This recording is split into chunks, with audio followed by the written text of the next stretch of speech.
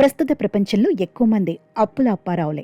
ఖర్చులు ఆదాయాన్ని మించిపోయినప్పుడు ఎవరైనా అప్పులు చేయక తప్పదు. ఆరోగ్య బీమా లేకుండా ఆరోగ్యం దెబ్బతిన్నప్పుడు, ఇంటి రిపేర్లు లేదా ఇతర అత్యవసర ఖర్చుల కోసం అప్పులు చేయక తప్పదు. ఈ రోజుల్లో చేపదలు ఇచ్చేవాళ్లు తక్కువ. అలాంటి పరిస్థితుల్లో పర్సనల్ లోనే గతి. అందుకే బ్యాంకులు, నాన్ బ్యాంకింగ్ ఫైనాన్స్ కంపెనీల నుంచి పర్సనల్ లోన్ తీసుకునే వారి సంఖ్య రోజురోజుకి పెరిగిపోతోంది. కొద్దిగా రిస్క్ ఉన్న వడ్డీ రేటు కొద్దిగా ఎక్కువగా ఉండటంతో బ్యాంకులు, ఎన్బిఎఫ్సిలు కూడా ఈ రుణాలు ఇచ్చేందుకు ఆసక్తి చూపిస్తుంటాయి. అయితే ఈ రుణం కోసం దరఖాస్తు చేసేటప్పుడు తప్పులు చేయకుండా రుణగ్రహీతలు కొన్ని నియమాలు పాటించాలని ఆర్థిక నిపుణులు సూచిస్తున్నారు.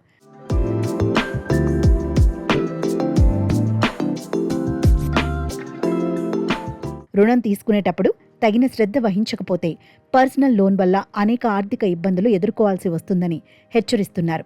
అందుకే వడ్డీ రేట్లను సరిగ్గా పోల్చకుండా ఏ రుణంతోనూ ముందుకు వెళ్లొద్దని నిపుణులు చెబుతున్నారు.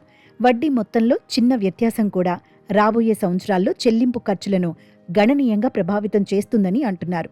ఆవేశంలో అధిక వడ్డీ రేటుకు వ్యక్తిగత రుణాలు తీసుకోవడం అంటే అధిక చెల్లింపులకు సిద్ధమవడమే అని తెలిపారు. అనవసరమైన ఆర్థిక భారాలను నివారించడానికి వడ్డీ రేట్లను ఇతర రుణ సంస్థలతో జాగ్రత్తగా పోల్చి చూడాలని సూచిస్తున్నారు. ఇక రుణం తీసుకున్న తర్వాత సమయానికి ఈఎంఐలు చెల్లించటం ముఖ్యం. ఆలస్యం చేయడం లేదా అసలు చెల్లించకపోవటం వల్ల జరిమానాలను ఎదుర్కోవాల్సి ఉంటుందని హెచ్చరిస్తున్నారు. ఈ పెనాల్టీలు క్రెడిట్ స్కోర్ను, క్రెడిట్ ప్రొఫైల్ను దెబ్బతీస్తాయని, అందుకే లోన్ తీసుకున్న దగ్గర నుంచి చెల్లింపులు పూర్తయ్యే వరకు తగిన జాగ్రత్తలతో అప్రమత్తంగా ఉండాలని సూచిస్తున్నారు.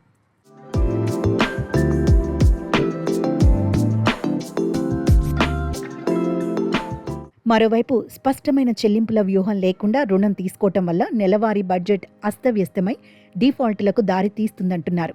వ్యక్తిగత రుణంపై డిఫాల్ట్ అవ్వటం వల్ల రుణగ్రహీతకు అనేక ఇబ్బందులు తలెత్తుతాయని, ముఖ్యంగా బలవంతపు రికవరీలకు దారి తీయవచ్చని హెచ్చరిస్తున్నారు. లోన్ తీసుకునే ముందే ఎలా చెల్లిస్తామనే దానిపై ముందు నుంచి ఒక చక్కని ప్రణాళికను కలిగి ఉండాలని నిపుణులు సూచిస్తున్నారు. ఇక ఒకటికి మించి ఎక్కువ రుణాలు తీసుకుంటే అవి రుణ ఉచ్చులోకి నెట్టేస్తాయంటున్నారు. ఈ క్రమంలో ఆదాయంలో ఎక్కువ భాగం రుణ చెల్లింపులకే సరిపోతుందంటున్నారు. కాబట్టి రుణ ప్రక్రియకు ఆర్థిక సలహాదారుతో చర్చించిన తర్వాత ముందుకు వెళ్లడం మంచిదంటున్నారు.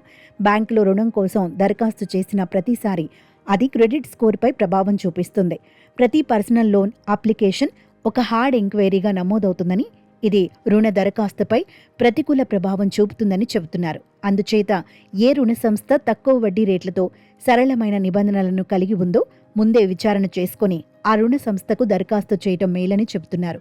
ఇక చాలా మంది తమ క్రెడిట్ స్కోర్ను తనిఖీ చేయరు. క్రెడిట్ రిపోర్ట్లో ఏవైనా వ్యత్యాసాలు లేదా తప్పుడు వివరాలు నమోదైతే వాటి గురించి మీకు తెలియకపోయే ప్రమాదం కూడా ఉందంటున్నారు. ఇది క్రెడిట్ స్కోర్పై ప్రభావం చూపిస్తుందని అంటున్నారు. అందుకే మీ క్రెడిట్ ప్రొఫైల్పై ప్రతికూల ప్రభావాలను నివారించడానికి తప్పులను క్రెడిట్ బ్యూరోకు వెంటనే నివేదించి ముందే జాగ్రత్త పడాలని చెబుతున్నారు. పర్సనల్ లోన్ తీసుకునే ముందు ఇలాంటి జాగ్రత్తలు తీసుకుంటే సేఫ్గా ఉండొచ్చని అంటున్నారు.